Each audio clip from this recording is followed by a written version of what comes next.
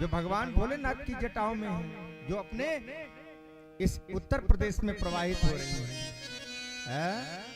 और दूसरी गंगा महाराज ये पार्वती मैया ने प्रकट की हैं, जिस गंगा में हम और आप यहाँ पर विराजित हैं, एक दूसरे को अवगाहित कर रहे हैं। यह है कथा रूपी गंगा। माता पार्वती ने संकल्प लिया कि गंगा तुम्हें अपने में इतना अभिमान, मैं अब ऐसी गंगा प्रवाहित करूंगी, ऐसी गंगा प्रवाहित करूंगी जो पूरे सकल लोक का उद्धार करेगा। बाबा कहते हैं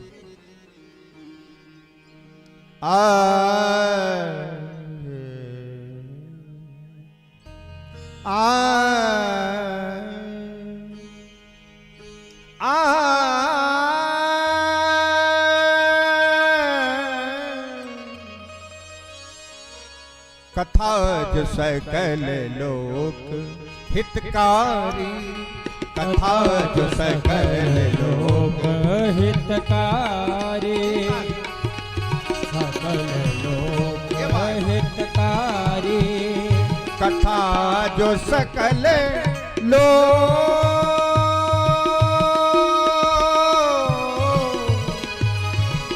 कथा जो सकल लोक हितकारी, कोई पूछन चाह शैल कुमारी, सोई पूछन चाह शैल कुमारी, कथा जो सकल लोक हितकारी, कथा जो सकल लोक हितकारी।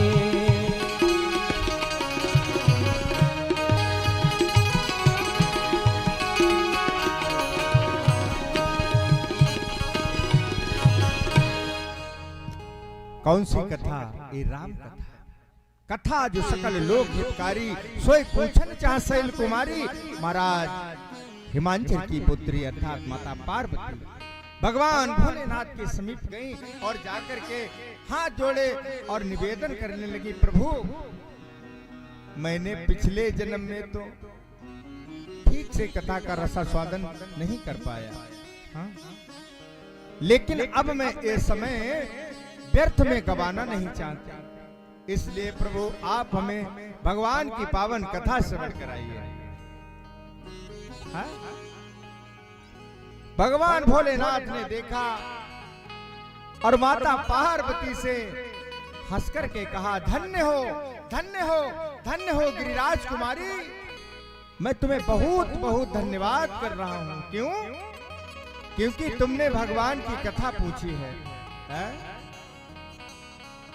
धन्य धन्य गिरिराज कुमारी, तुम समान को नहीं उपकारी। अरे आपने जो